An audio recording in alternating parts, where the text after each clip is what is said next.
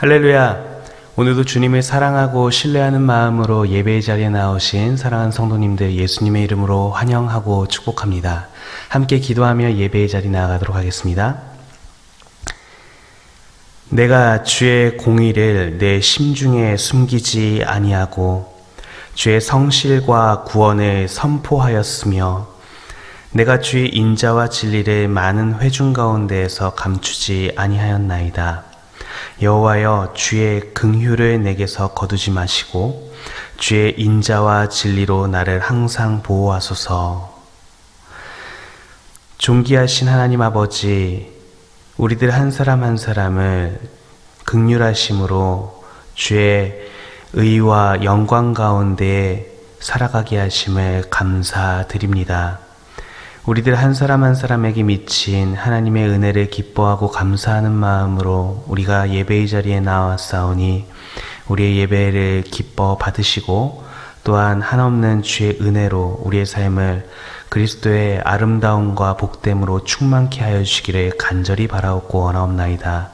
모든 것을 주님께 의탁하오며 주 예수 그리스도의 이름으로 기도합니다. 아멘. 함께 찬송 86장 내가 늘 의지하는 예수 찬양하도록 하겠습니다. 찬송 86장 내가 늘 의지하는 예수 함께 찬양하겠습니다.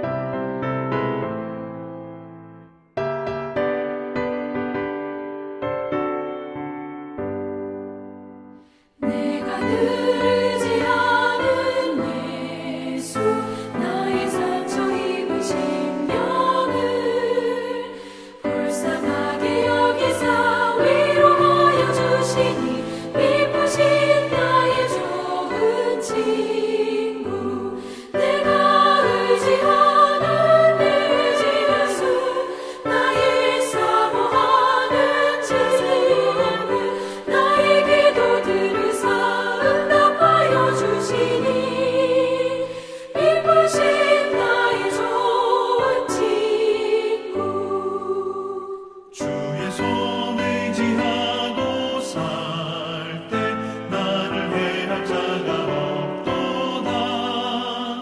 주님 나의 마음을 크게 위로하시니 미쁘신 나의 좋은 친구 내가 의지하는 내 의지하수 나의 사모하는 친구 나의 기도 들으사 응답하여 주시니 미쁘신 나의 좋은 친구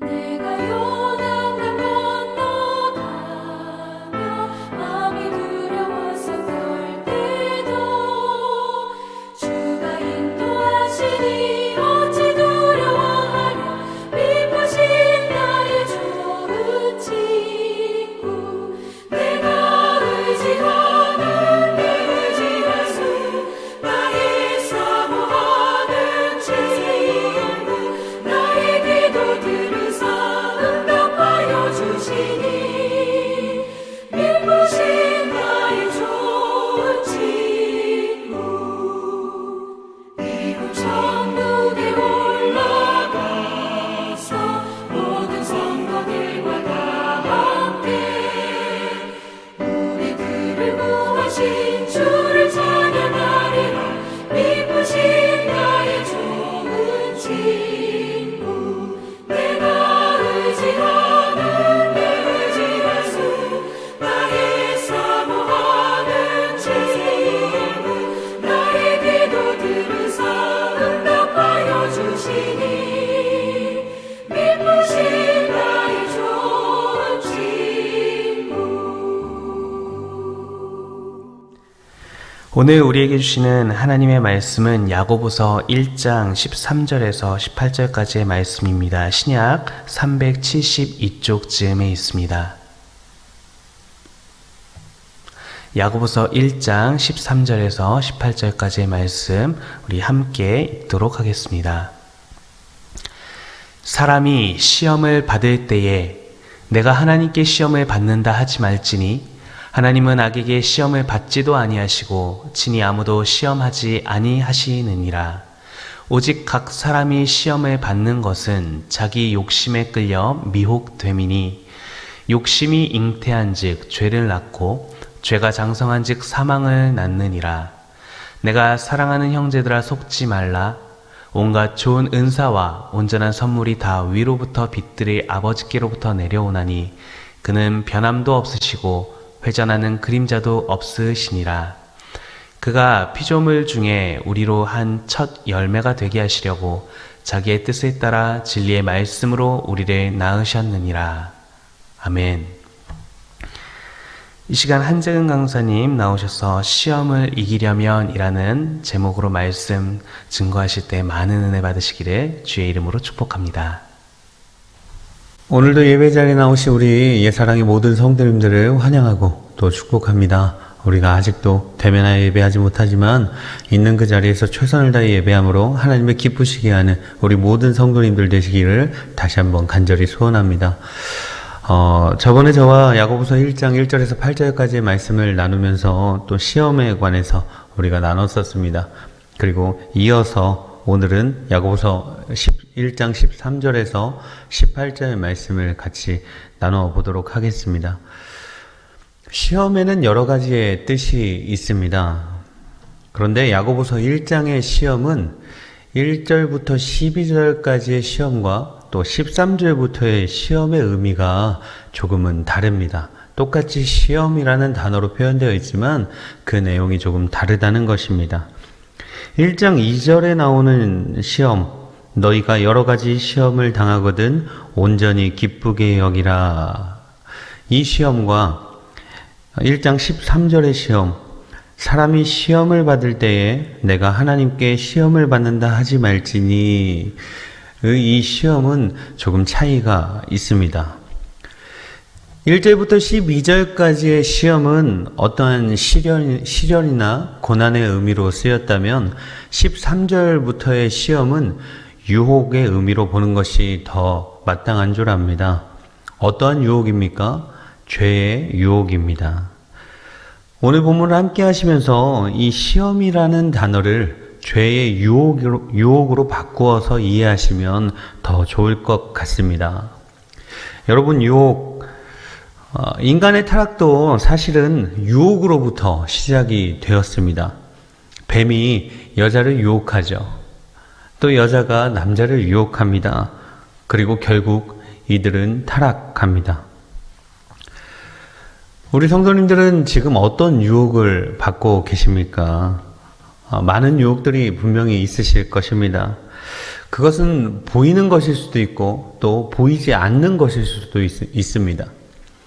또 그것은 나 혼자 감당해야 하는 것일 수도 있고 또 남을 힘들게 하거나 상처를 줘야 하는 것일 수도 있습니다. 수많은 세상의 유혹 가운데 우리는 자유로울 수가 없는 연약한 존재이기에 분명히 많은 유혹들을 받으실 것입니다.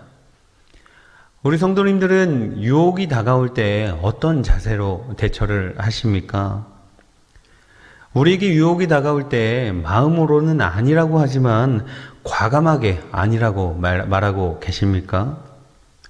육신의 정욕, 안목의 정욕, 이생의 자랑으로 가득 찬 이 세상 가운데 우리 성도님들이 유혹을 받을 때 어떻게 대처해야 하는지 우리 말씀을 통해서 한번 살펴봤으면 좋겠습니다. 사람들은 종종 하나님이 자신을 시험한다고 불평합니다. 마치 하나님이 자신을 시험하고 있는 것처럼 생각하고 말한다는 것입니다. 맞습니까? 우리 13절 말씀을 다시 한번 같이 보겠습니다. 13절입니다.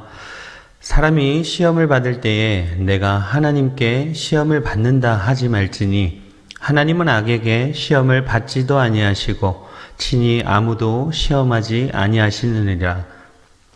하나님은 시험을 받지도 또 하지도 않으시는 분이라고 분명히 말씀하고 있습니다.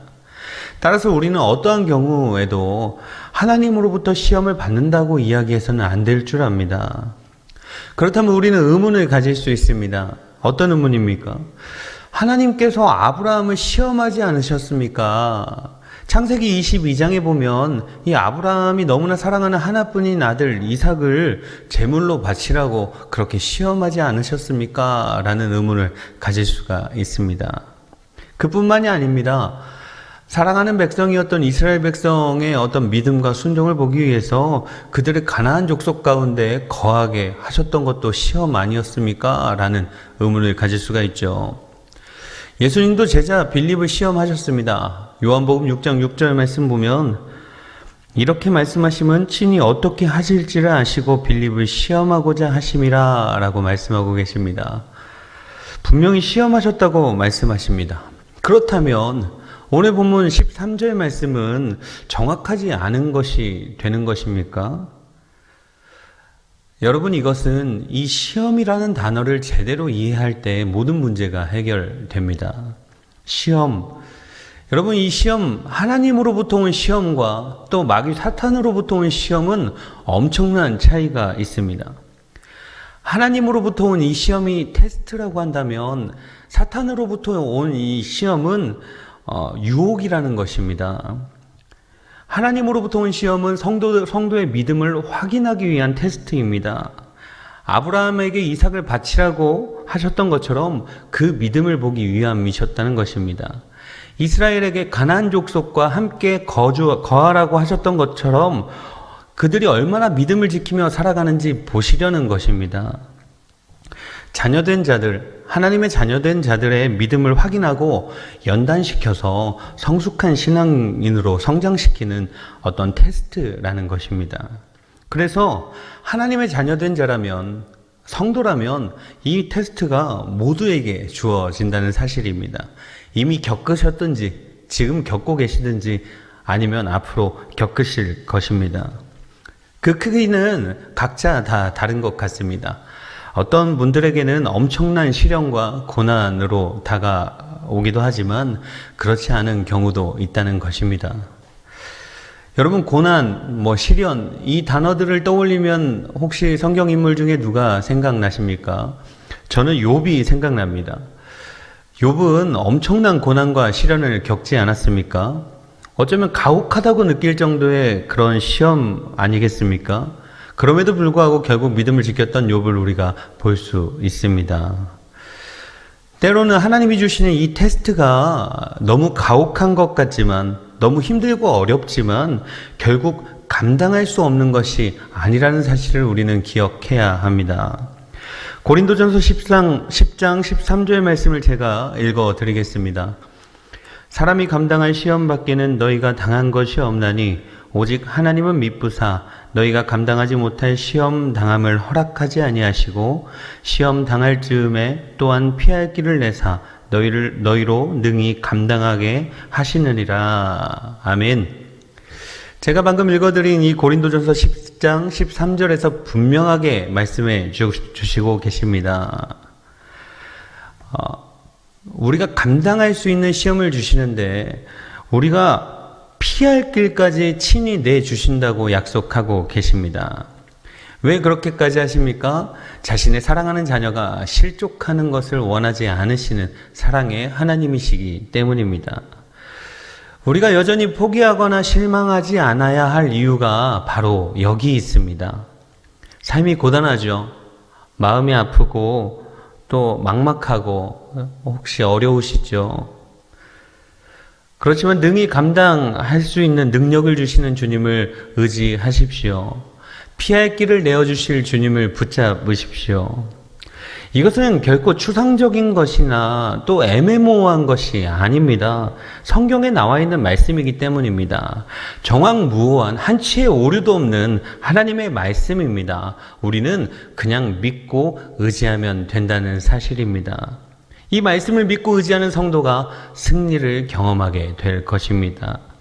이것이 하나님의 그 테스트로서의 시험입니다.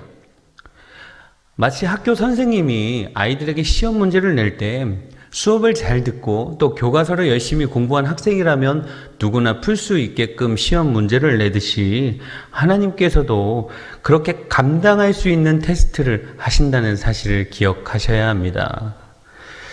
그렇다면 우리 이제 사탄의 시험에 대해서 한번 살펴봤으면 좋겠습니다. 사탄의 시험은 무엇일까요?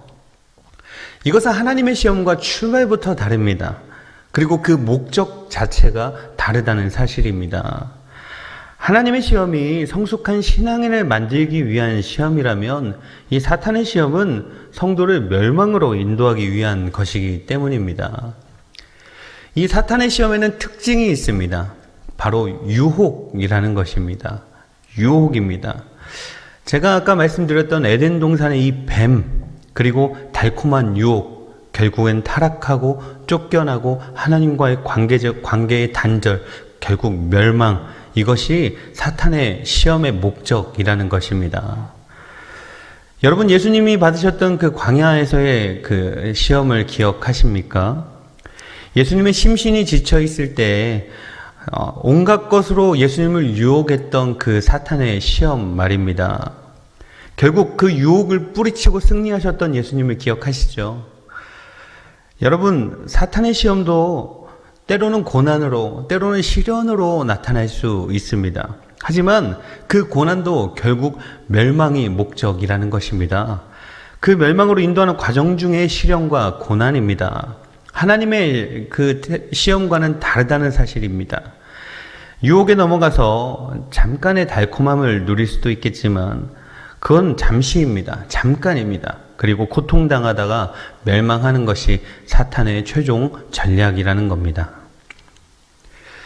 여러분, 오늘 본문 13절에서 하나님이 바로 이런 시험을 하지 않는다고 말씀하고 계시는 겁니다. 이런 사탄의 시험을 하나님께서 하지 않으신다고 말씀하고 계시는 거예요. 그 본질이, 그 목적이 분명히 다르다는 겁니다. 하나님의 테스트를 잘 이겨내면 하나님과 더욱 가까워집니다. 그리고 든든한 신앙인으로 성장하게 됩니다. 하지만 사탄의 시험에 빠지면 하나님과 멀어집니다. 그리고 신앙을 잃게 된다는 것입니다. 그렇다면 우리는 지금 내가 겪고 있는 이 어려움의 과정이 과연 하나님으로부터 온 것인지 아니면 사탄의 유혹인지 분별할 줄 알아야 합니다.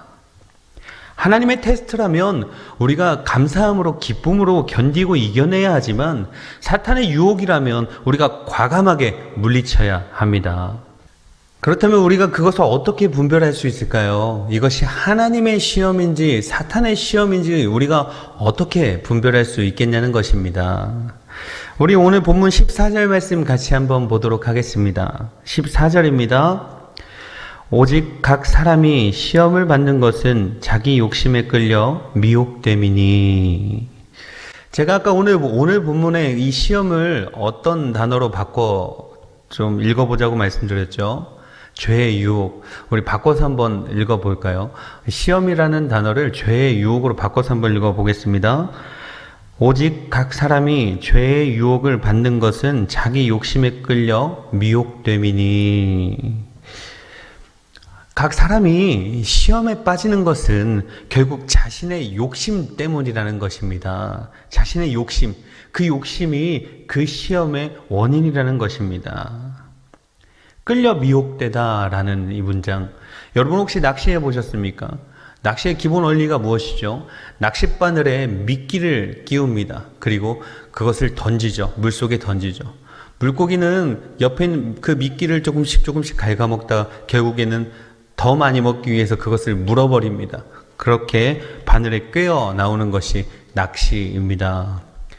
끌려 미혹된다라는 것은 바로 그 낚싯바늘에 걸린 물고기를 생각하시면 될 것 같습니다. 욕심 때문입니다. 자신의 욕심 때문입니다. 다른 외부적인 원인이 아니라 바로 자신의 그 내적인 문제에 있다는 것입니다.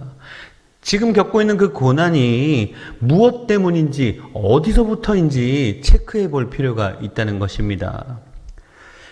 하지만 여전히 죄성을 가진 인간입니다. 자신의 욕심 때문에 일을 벌려놓고 그것이 실패하면 그 원인을 자꾸만 다른 곳에서 찾게 된다는 것입니다. 남을 탓합니다.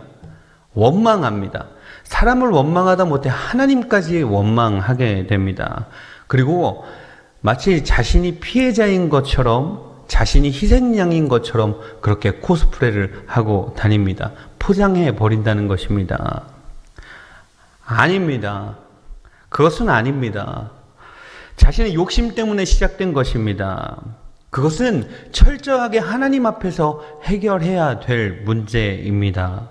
그 누구의 잘못도 아닙니다. 내 욕심에서 시작된 것입니다.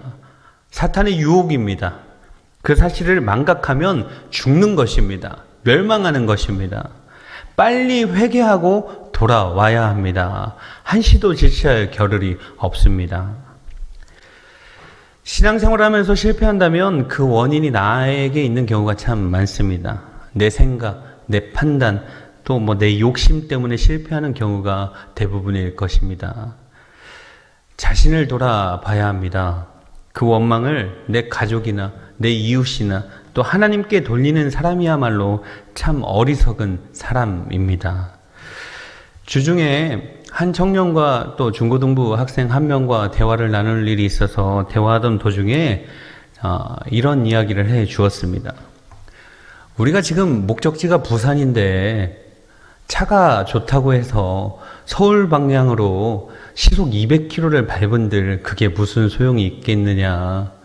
오히려 차가 너무 좋기 때문에 시속 200km로 달리고 있기 때문에 돌아오는 길은 점점 멀어지고 있는 것 아니냐라는 이야기를 했습니다.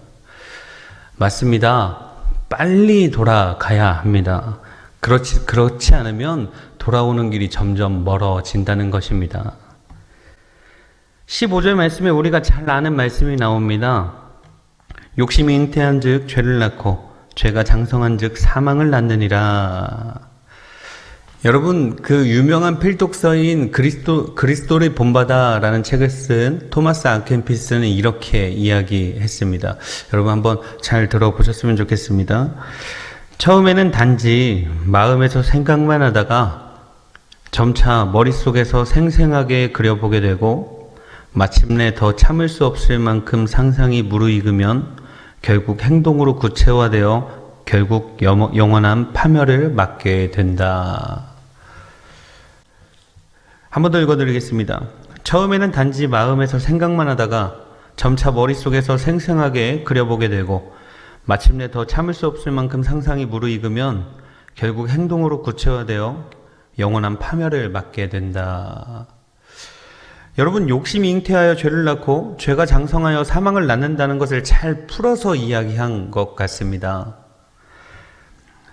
우리 다시 에덴 동산의 하와를 한번 떠올려 보십시오.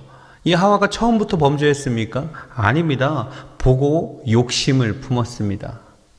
하나님처럼 되고자 하는 그 마음, 욕심을 품었다는 것입니다. 그리고 결국 실행에 옮겼습니다. 그리고 하나님으로부터의 추방 곧 심판에 이르렀다는 것입니다. 죄가 이렇게 무서운 것 같습니다. 송충이가 잎을 갉아먹듯이 또 가랑비에 옷이 젖듯이 어느 순간 별것 아닌 것 같던 것이 어느 순간 무섭게 다가오는 것이 바로 이 죄인 것 같습니다. 그래서 우리는 그 유혹에서 단호해야 합니다. 아무리 사소한 것이라도 단호하게 거절하고 잘라내야 한다는 것입니다. 금묵자흑이라는 말 아시죠? 먹을 가까이 하는 자는 검어진다는 겁니다. 근주자적이라는 말도 같습니다. 붉은색을 가까이 하면 붉어진다는 것이죠. 벗어나는 것이 용기이고 잘라내는 것이 해답입니다. 내 욕심 때문에 내가 검어지는 것까지도 감수하면서 사는 것은 결국 그리스도인으로서의 삶의 모습이 아니라는 것입니다. 내가 자꾸만 붉어지는 것이 안타까우면서도 나의 이익을 위해서 버티는 것은 진정한 신앙인의 모습이, 하나님의 자녀된 모습이 아니라는 것입니다. 오늘 말씀을 적었던 야고보는 16절에서 이런 애절한 마음으로 우리를 부릅니다. 정말 애절하게 부르죠. 내 사랑하는 형제들아, 속지 말라.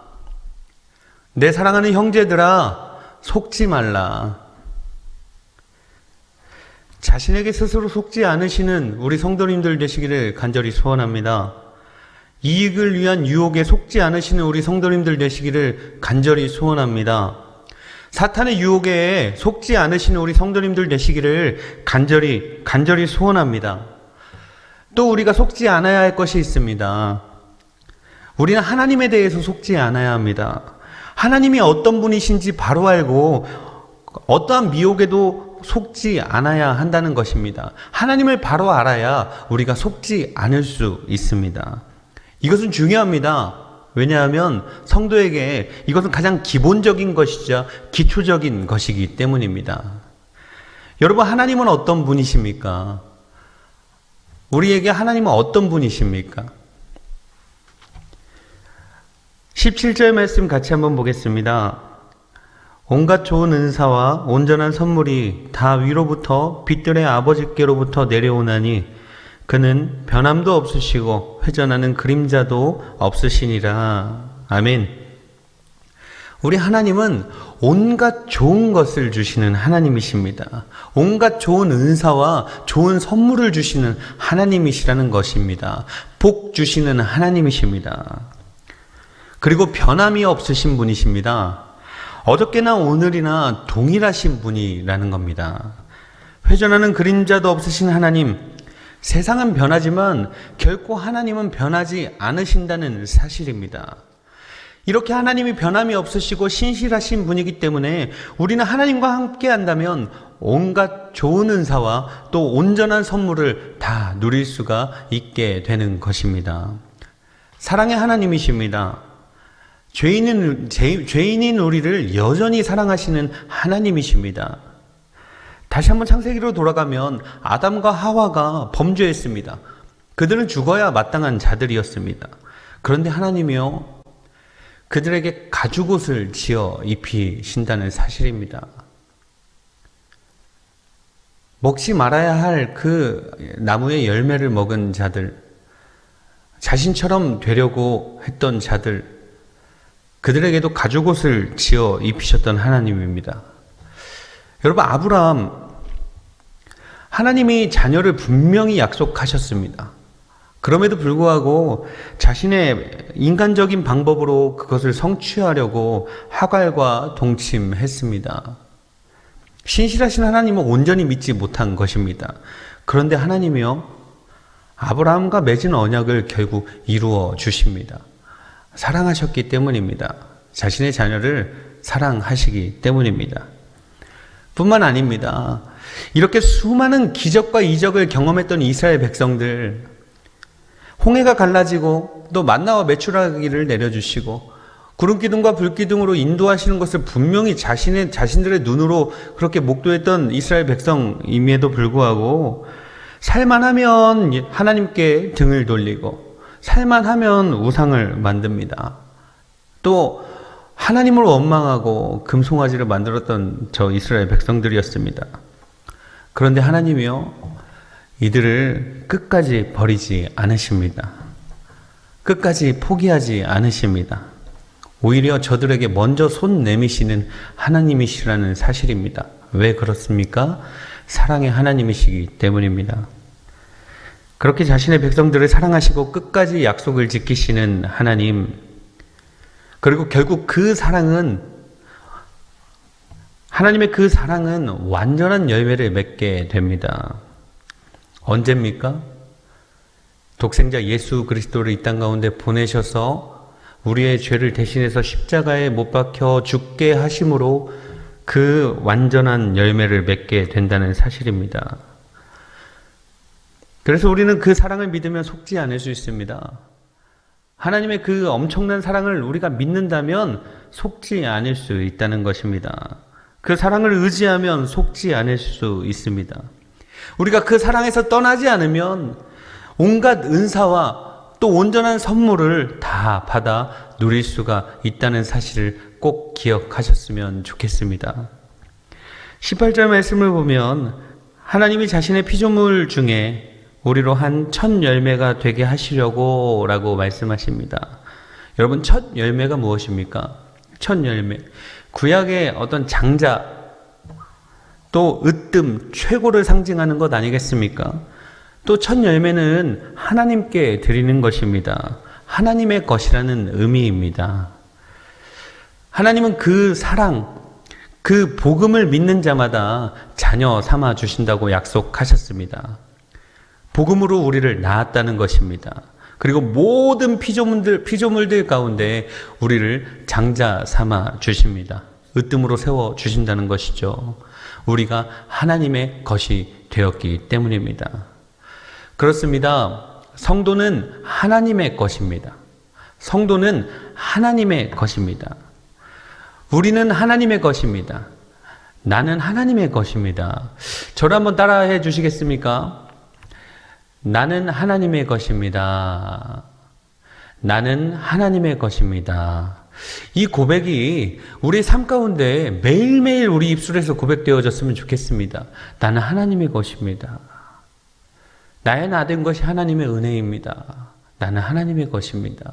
이렇게 고백하는 사람이 자신의 마음대로 살 수 있을까요? 하나님의 것이라고 고백하는 사람은 하나님의 뜻대로 살게 된다는 사실입니다. 우리는 하나님의 자녀입니다. 하나님의 사랑스러운 자녀로서 복음에 합당한 삶을 살아야 합니다. 복음에 합당한 삶을 살게 되면 이 땅에서의 고난도, 역경도 두려워하지 않습니다. 오히려 당당하게 마주하게 된다는 것입니다. 하나님께서는 감당할 만한 시험을 주시며 피할 길도 내어 주십니다. 그리고 온갖 은사와 온전한 선물을 주심으로 위로하시고 감당케 하십니다. 하나님은 자신의 자녀에게 영생을 주시고 권세를 주시는 하나님이십니다. 신실하신 하나님이시기 때문에, 약속을 어기지 않으시는 하나님이시기 때문에 꼭 주신다는 사실입니다. 우리는 그것을 감사함으로 믿고 의지하며 나아가야 합니다. 우리가 그것을 믿는다면 우리는 속지 않을 수 있습니다. 말씀을 정리하도록 하겠습니다. 시험, 하나님의 시험, 사탄의 시험. 하나님의 시험은 자신의 사랑하는 성도를 성숙한 신앙인으로 만들기 위한 테스트이고, 사탄의 시험은 성도를 멸망시키기 위한, 파멸의 길로 인도하기 위한, 하나님으로부터 멀어지게 하기 위한 유혹이라는 사실을 기억하셨으면 좋겠습니다. 14절 말씀처럼 사탄의 시험은 자신의 욕심으로부터 시작됩니다. 지극히 내부적인 원인임에도 불구하고 다른 사람을 원망하거나 하나님을 원망하고 책임을 전가하는 어리석은 행동을 우리는 하지 않아야 할 것입니다. 그 욕심은 죄가 되고 또 죄는 사망을 낳기 때문입니다. 죄의 유혹을 날마다 경계하며 우리는 속지 않아야 합니다. 그러려면 우리는 하나님에 대해서 바로 알아야 하고, 하나님이 왜 어떻게 사랑의 하나님이신지, 또 어떻게 신실하신 하나님이신지 알게 된다면 우리는 결코 속지 않을 수 있습니다. 늘 좋은 것을 주기를 원하시는 우리 하나님, 우리에게 복 주시기를 원하시는 우리 하나님, 죄의 유혹이 엄습해 올 때마다 우리 하나님이 주실 것들을 기대하며 욕심내지 않고 단호하게 거절하십시오. 그러면 가장 좋은 곳으로, 선한 곳으로, 안전한 곳으로 인도하시는 하나님이십니다. 그 하나님을 믿고 의지하는 것이 시험을 이기는 것이다 라는 사실을 기억하시기 바랍니다. 찬양을 한 곡 같이 듣고 말씀을 마치려고 합니다. 주만 의지해라는 찬양입니다.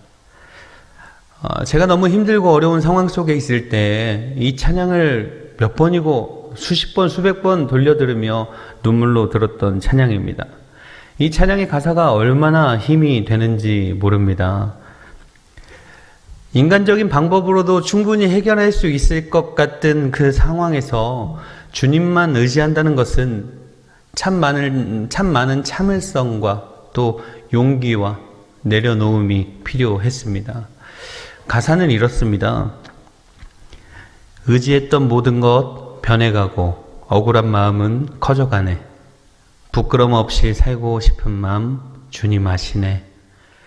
모든 일을 선으로 이겨내고 죄의 유혹을 따르지 않네.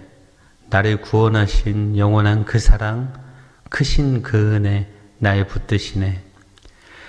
주어진 내 삶이 작게만 보여도 선하신 주 나를 이끄심 보내. 중심을 보시는 주님만 따르네. 날 택하신 주만 의지해. 보이는 상황에 무너질지라도 예수 능력이 나를 붙드네. 보이지 않아도 주님만 따르네. 내 평생 주님을 노래하리라. 혹 이 찬양을 아시는 분은 뜨겁게 찬양하시고 모르시는 분이더라도 가사를 보시면서 함께 찬양해 봤으면 좋겠습니다.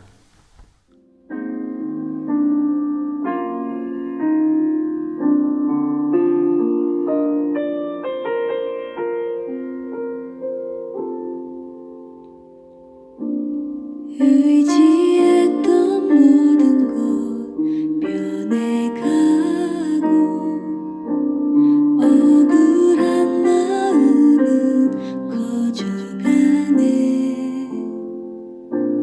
부끄럼 없이 살고 싶은 마음 주님 아시네.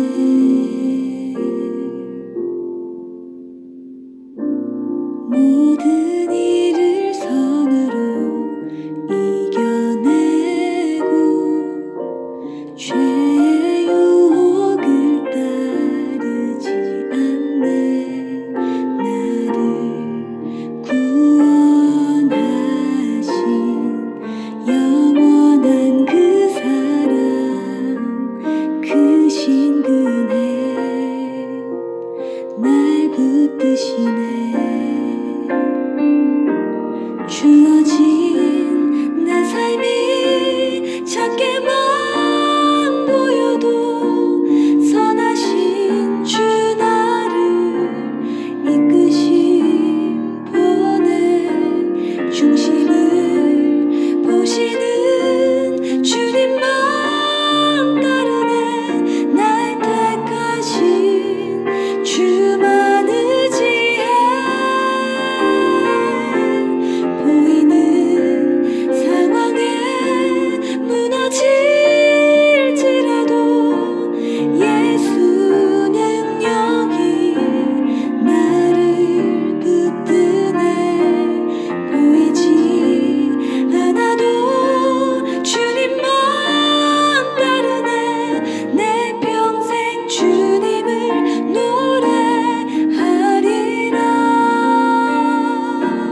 주어진 내 삶이 작게만 보여도 선하신 주 나를 이끄심 보내. 중심을 보시는 주님만 따르네. 날 택하신 주만 의지해. 보이는 상황에 무너질지라도 예수 능력이 나를 붙드네. 보이지 않아도 주님만 따르네. 내 평생 주님을 노래하리라. 내 평생 주님을 노래하리라.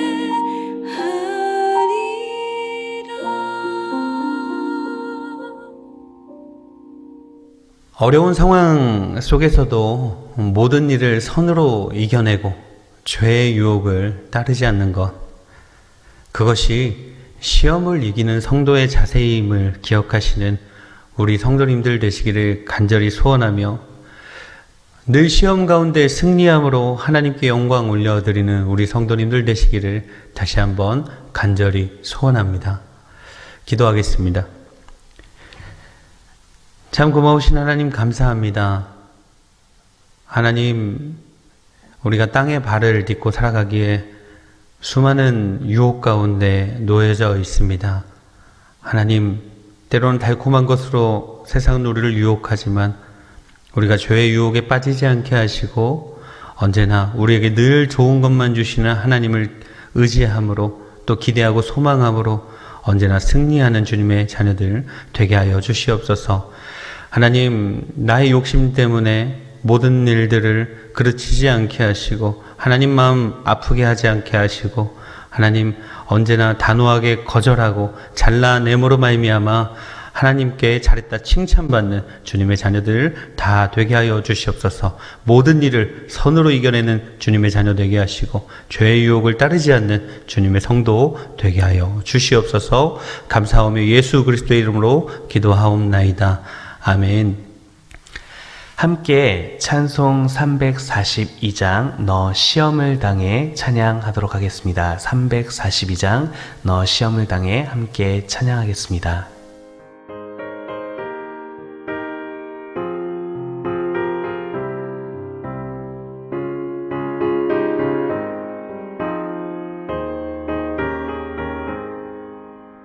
너 시험을 당해 죄 짓지 말고 너 용기를 다해 못 물리치라 너 시험을 이겨 새 힘을 얻고 주 예수를 믿어 늘 승리하라 우리 구주의 힘과 그의 위로를 빌라 주님 내 편에 서서 항상 도우시리 내 친구를 삼가 잘 선택하고 너를 삼가 늘 조심하라 너 열심을 다해 늘 충성하고 온 정성을 다해 주 봉사하라 우리 구주의 힘과 그의 위로를 빌라 주님 내 편에 서서 항상 도우시리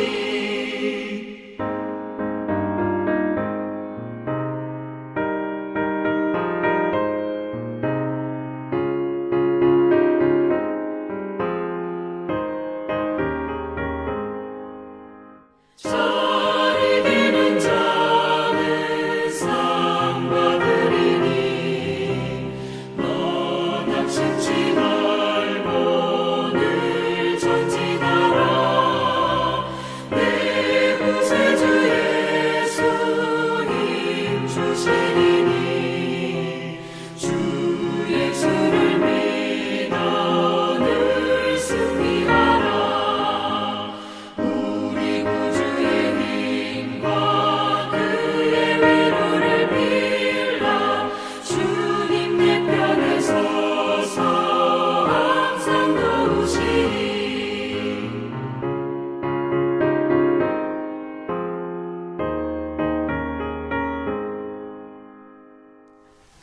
이제는 우리 주 예수 그리스도의 크신 은혜와 하나님 아버지의 한이없는 사랑하심과 성령 하나님의 감화, 감동, 교통 역사하심이 하나님의 은혜로 죄의 유혹을 이겨내고 오직 그리스도의 온전한 거룩하심에 참여하기를 소망하는 마음으로 머리 숙인 사랑하는 주님의 복된 백성들과 주님의 몸된 교회의 머리 위에 영원토록 함께 있을지어다.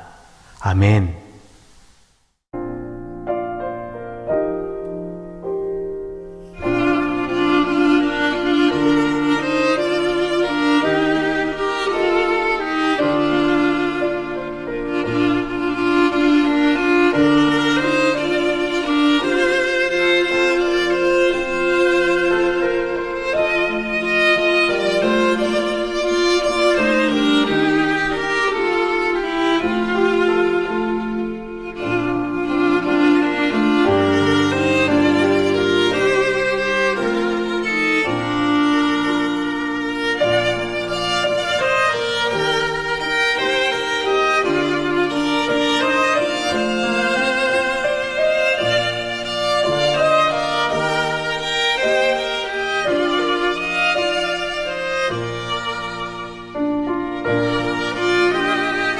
주님